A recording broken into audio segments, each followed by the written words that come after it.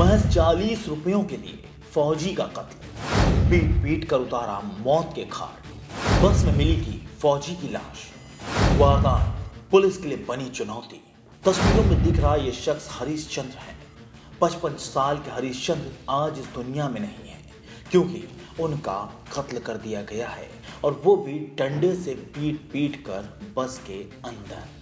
जी हाँ, हरीशचंद्र की लहूलुहान लाश बस के अंदर पड़ी मिली, जिसके बाद से ही हत्या की गुत्थी वक्त के साथ ही उलझती चली गई। एक शव बरामद हुआ था हमें सैटेलाइट बस स्टैंड से आगे, एक बीसलपुर बस स्टैंड करके है, वहाँ पे प्राइवेट बसें खड़ी रहती हैं। वहाँ पर हमें बस के अंदर एक डेड बॉडी मिली थी। उसके बाद हम लोग उस घटना के अनावरण में जुट गए और अभी हम लोगों ने घटना का अनावरण कर लिया है, जिसमें कि जो मुख्य अभियुक्त है जिसने हत्या की थी, सोमपाल, उसको हम लोगों ने गिरफ्तार कर लिया है और उसको हम लोग न्यायिक हिरासत में भेज रहे हैं। दरअसल ये सनसनीखेज मामला बरेली जिले के प्राइवेट बस स्टैंड का है, जहां खड़ी बस के अंदर से हरीशचंद्र की लाश बरामद की गई। पुलिस के मुताबिक सेना से रिटायर्ड हरीशचंद्र उत्तराखंड के उधम सिंह नगर के खटीमा के रहने वाले थे। वो अपने किसी रिश्तेदार को बरेली के मानसिक चिकित्सालय में दिखाने आए, लेकिन अहले सुबह पुलिस को हरीश की लाश मिली। लाश का सिर जख्मी था और साथ ही उसकी पैंट भी गायब थी। हालात देखने पर साफ तौर पर पता चल रहा था कि लूटपाट की नीयत से वारदात को अंजाम दिया गया है। पुलिस ने छानबीन शुरू की और महज 24 घंटे के अंदर ही एक शख्स को गिरफ्तार करते हुए हत्याकांड का खुलासा करने का दावा कर दिया। पुलिस के मुताबिक हरीश का कत्ल किसी और ने नहीं, बल्कि उसी बस ड्राइवर ने किया था जिसमें वो सफर कर रहे थे। पुलिस की माने तो आरोपी बस ड्राइवर सोमपाल शराब पीने का आदी था। उसके पास शराब पीने के लिए पैसे नहीं थे, लिहाजा उसने हरीश से रुपए छीनने की कोशिश की, लेकिन हरीश फौजी थे और वो सोमपाल से भिड़ गए, जिस पर सोमपाल ने हरीश पर डंडे से हमला कर दिया और उन्हें पीट पीट कर मौत के घाट उतार दिया।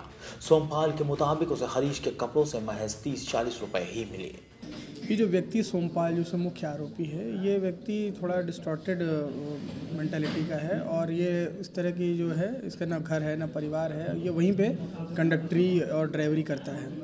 इसका ये कहना था कि जो मृतक है उसको देख के उसके बाद इसने वहाँ लूटपाट के उद्देश्य से उनसे लूटपाट की और उसके बाद उनकी हत्या कर दी। उसी दौरान जो नोकझोंक हुई उसमें उसकी हत्या कर दी। मृतक के बारे में क्या जानकारी मिली है, कहाँ का था और यहाँ कैसे पहुँचा?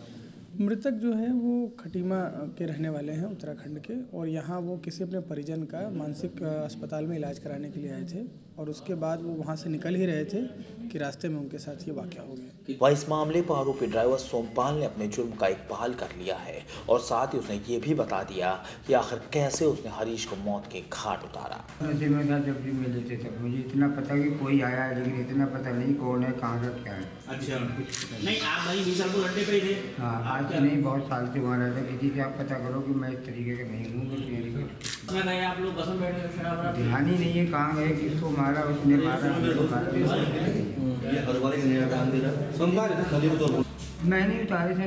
आप उतारे कपड़े? हाँ, मैंने उतारे। क्यों उतारे कपड़े? अच्छा, इसकी जब करावा मैंने कपड़े पैसे छीनने के लिए उतारे। तो लेकर क्यों उतारा उसका? लेकर में शायद पैसे हूँ। लेकर में नहीं, कपड़ा हो गया। कितने पैसे मिले आपको उसके पास? 30-40 रुपये बस। इस खुलासे के बाद से ही पुलिस ने राहत की सांस ली, लेकिन कई ऐसे सवाल हैं जो सहन में कौन ना लाजमी है। वह 60 रुपए के लिए कोई कैसे कत्ल कर सकता है? इसका कहना, चूँकि जो उनके भी परिजनों से हम लोगों ने बात की तो उनके पास मुश्किल से 100-200 रुपये थे जेब में, परंतु इस व्यक्ति को ये नहीं पता था कि इस व्यक्ति के पास पैसे नहीं हैं।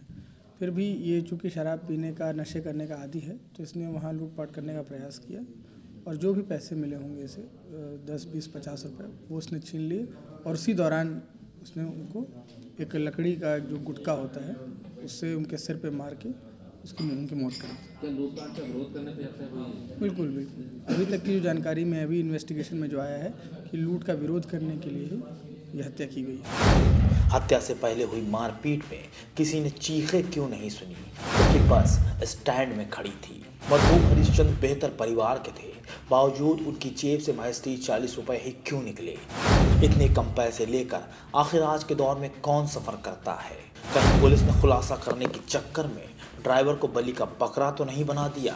मुमकिन है कि हरिश्चंद्र की जेब में ज्यादा रुपए निकले हों, लेकिन आरोपी के पास से पुलिस वो रुपए बरामद नहीं करवा पाई, क्योंकि आरोपी अपने बयान में जितने रुपए बोलेगा पुलिस को बरामद भी करवाने पड़ेंगे, और 30-40 रुपए तो कोई सिपाही भी अपनी जेब से दे सकता है। खैर, अब जो भी हो, इसकी सच्चाई तो अदालत में ही सामने आएगी। बरेली से एनडीटीवी भारत के लिए सोनू अंसारी की रिपोर्ट। देश दुनिया की ताज़ा तरीन खबरों से रूबरू होने के लिए सब्सक्राइब कीजिए आपका अपना चैनल एनडीटीवी भारत।